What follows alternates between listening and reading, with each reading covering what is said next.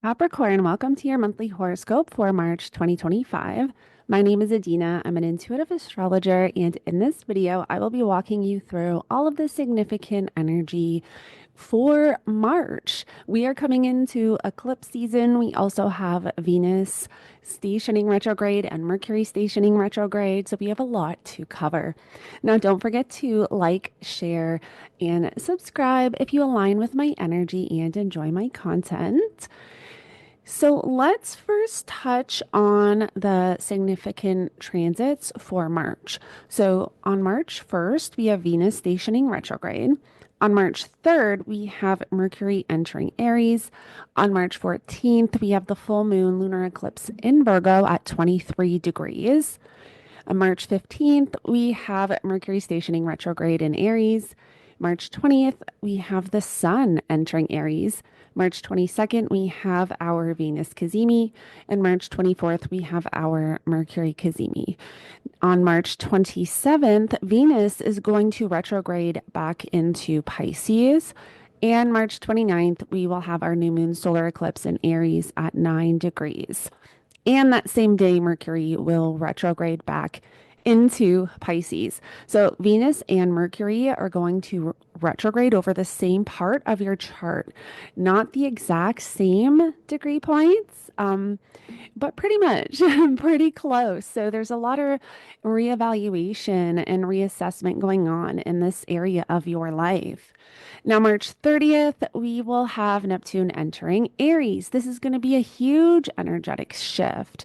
We will have Neptune in Aries from March 30th to October 22nd of this year, giving us a sneak peek and a taste of what this Neptune in Aries energy is going to bring. I mean, it's a roughly 14-year transit, so we're not going to see exactly like everything Neptune and Aries is going to bring, but we're definitely going to feel the vibe on an individual level.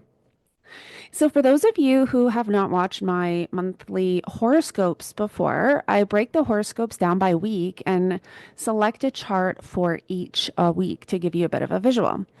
So March 1st, like I mentioned, we will have a Venus stationing retrograde in Aries at 10 degrees. You have Aries, Capricorn in your fourth house of home, family, property, real estate, um, feelings, foundation, what you need on a deep emotional level to feel protected, to feel safe, to feel secure. So there can be a lot that you are rethinking and reevaluating around home in your private life. On March 3rd, we will have Mercury entering Aries. So Mercury will be in pre-shadow as we come into the month, meaning that you want to pay attention to significant conversations and information coming in because whatever is presented during the pre-shadow period, uh, those tend to be, themes and topics and events you revisit. So, with that in mind, the entire month of February, Venus was pre-shadow. So, think back to, the entire month of February. What was showing up for you around, um, well, Venus rules actually your fifth house of children, creativity, romance, your hobbies, your interests, and your 10th house of career and public reputation. And then on a general level, Venus rules, our self-love, self-worth, relationships, money, finances. So there can be a lot that you're kind of rethinking and reevaluating, but think back to February, what was showing up for you, and that can give you an idea of how this Venus retrograde cycle is going to play out. Now, once we get to the second week, on the 14th, we will have our full moon lunar eclipse in Virgo at 23 degrees. Now, I will be linking my lunar nodes video. If you have not checked that out, make sure you do so because I get in really deep to what the lunar nodes in Pisces and Virgo are going to bring, and I get into all 12 rising signs. So, having the South Node in Virgo in your ninth house of higher education, higher knowledge, long distance travel, philosophy, teaching, publishing, astrology is in the ninth house, foreign cultures. There's the South Node represents where we are releasing or letting go, or something is coming back from the past. So, this lunar eclipse is going to initiate the change change that will be taking place in this area of life. I've been telling all the signs that by the time we get to the end of March, we will have an idea of what these lunar nodes are going to bring us and the changes that will be taking place in these areas of life because there's so many activations. And Mercury being the dispositor of that south node retrograde, there's going to be a lot of focus on this new journey, what is no longer in alignment, and we're all moving through this in our own way. Now, March 15th, we will have Mercury stationing retrograde at 9 degrees of Aries. So again, adding to, the reassessment and reevaluation energy in this area. So the fourth house of home, family, property, and real estate, and also your third house of community, neighbors, neighborhood, also your mindset, communication, local travel, vehicles, siblings, cousins. There's quite a lot packed in that third house. And there's a lot of energy and activations going on in this third house. And we've also had this north node at 27 degrees since February 8th. And the north node is going to stay at 27 degrees until April 17th.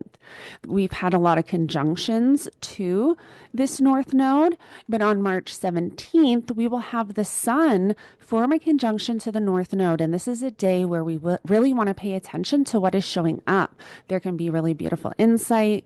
There can be some really positive, supportive energy to help guide you into this new direction in this area of life. And we still, aren't done with the conjunctions to the north node at that 27 degrees. Now, once we get to the third week of March, on the 20th, we will have the sun entering Aries and we start a brand new zodiacal year. On the 22nd, we have our Venus Cazimi at 2 degrees of Aries.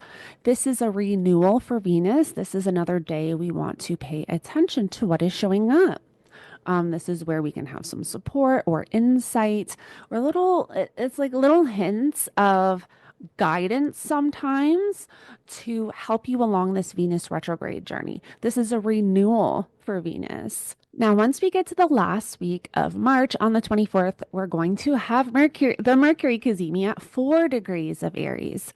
So again, another day you want to pay attention to your conversations and information coming in because there's more to the story. And with this Mercury energy, it's tied into this South Node energy where you start to become aware of what is no longer in alignment, what you need to release and let go of in this area of life.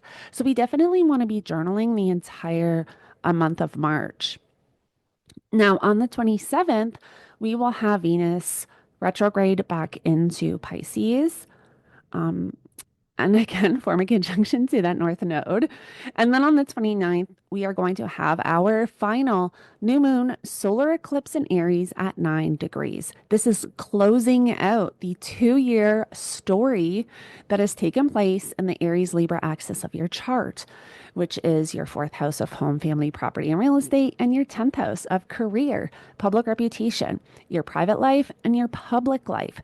There were a lot of changes. There may have been a new direction around home and family and your private life, and you may have had to move away from something in this 10th house with that energy. So there's like this final event kind of showing up to finalize the change that has taken place. Now, also on the 29th, we have Mercury re-entering Pisces. And then on the 30th, we will have Neptune enter Aries. So I will be posting a separate forecast going really deep into the Neptune and Aries energies. But again, Neptune will be in Aries from March 30th to October 22nd. So that's really going to give us a taste of what this Neptune and Aries energy is going to feel like.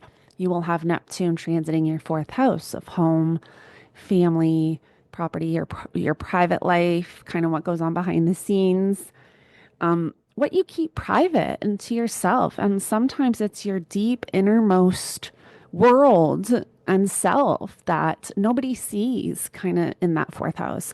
So with Neptune in the fourth house, it can be a mixed bag because sometimes Neptune can bring confusion, illusion, escapism. So it's all depending on our own personal placements will depend on how we interact with this Neptune and Aries. But at least, for a few months this year, we get a taste of what this Neptune and Aries energy is going to feel like. All right, Capricorn, I hope this helps you navigate the energy for March. Thank you so much for joining me, and I will connect with you in the next one.